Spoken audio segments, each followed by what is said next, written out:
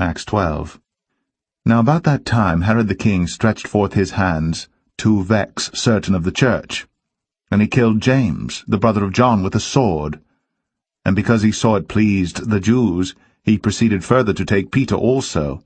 Then were the days of unleavened bread.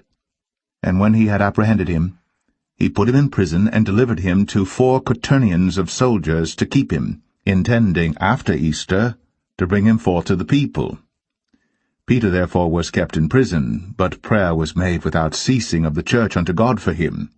And when Herod would have brought him forth, the same night Peter was sleeping between 2 soldiers bound with 2 chains, and the keepers before the door kept the prison.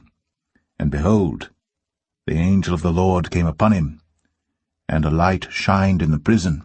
And he smote Peter on the side, and raised him up, saying, Arise up quickly. And his chains fell off from his hands. And the angel said unto him, Gird thyself, and bind on thy sandals. And so he did. And he saith unto him, Cast thy garment about thee, and follow me. And he went out, and followed him, and wist not that it was true which was done by the angel, but thought he saw a vision. When they were past the first and the second ward, they came unto the iron gate that leadeth unto the city, which opened to them of his own accord. And they went out, and passed on through one street, and forthwith the angel departed from him. And when Peter was come to himself, he said, Now I know of a surety, that the Lord hath sent his angel, and hath delivered me out of the hand of Herod, and from all the expectation of the people of the Jews. And when he had considered the thing, he came to the house of Mary, the mother of John, whose surname was Mark, where many were gathered together praying. And as Peter knocked at the door of the gate, a damsel came to hearken, named Rhoda.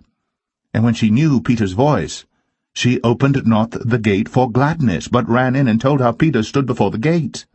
And they said unto her, Thou art mad. But she constantly affirmed that it was even so. Then said they, It is his angel. But Peter continued knocking. And when they had opened the door and saw him, they were astonished. But he, beckoning unto them with the hand to hold their peace, declared unto them how the Lord had brought him out of the prison. And he said, Go show these things unto James, and to the brethren. And he departed, and went into another place. Now as soon as it was day, there was no small stir among the soldiers, what was become of Peter. And when Herod had sought for him, and found him not, he examined the keepers, and commanded that they should be put to death. And he went down from Judea to Caesarea, and there abode.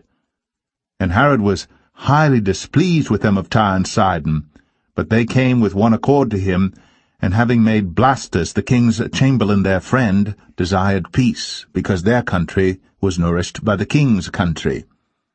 And upon a set day Herod, arrayed in royal apparel, sat upon his throne, and made an oration unto them.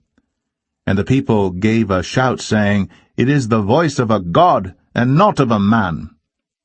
And immediately the angel of the Lord smote him, because he gave not God the glory.